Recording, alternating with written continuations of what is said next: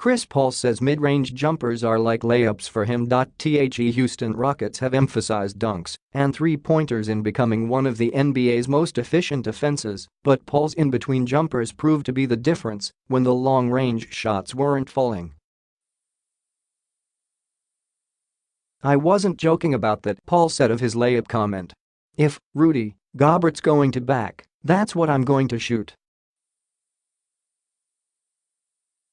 Paul had 27 points and 12 rebounds, while James Harden scored 24 points to power the Houston Rockets to a 187 win over the Utah Jazz on Sunday night, Monday, Manila time, taking a 3-1 lead in the Western Conference semifinal series.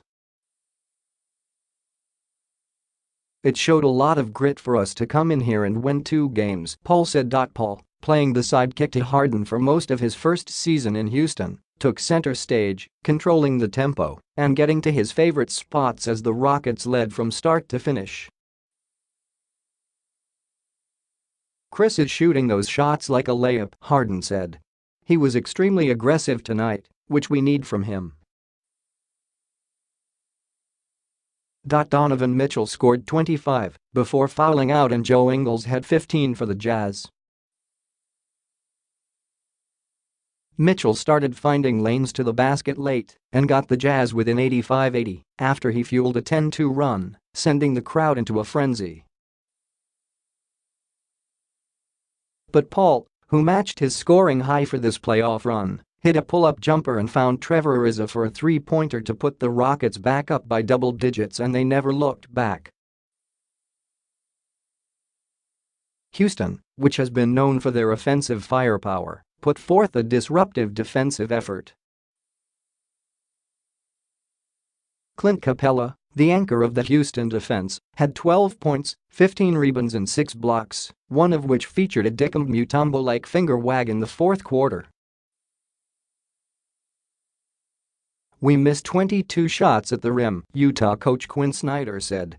"We had our chances and didn't convert. Some of them were contested. Some of them were open. You're not going to get any better shot." The Rockets went up by 15 in the second quarter before the Jazz closed to 51-46 on back-to-back three-point plays by Mitchell. Utah trailed 58-48 at the half. Neither team was accurate from beyond the arc as the Jazz were 7 for 29 and Houston went 10 for 38. "There's all different ways to win. We're not strictly a jump shooting team," D'Antoni said. "Chris has the mid-range, James gets to the hole and you got Clint down there. We've got a lot of other stuff we can go to." Already without Ricky Rubio, the Jazz lost backup point guard Dante Exum in the third quarter, also to a hamstring injury. Exum was a surprising offensive spark for the Jazz with 9 points in the first period, but picked up 3 fouls guarding Harden. "Houston is that good. Give them credit. They know how to control a game," Snyder said. "In spite of that, I thought we just hung in there and took shots and kept coming and eventually couldn't get over the hill."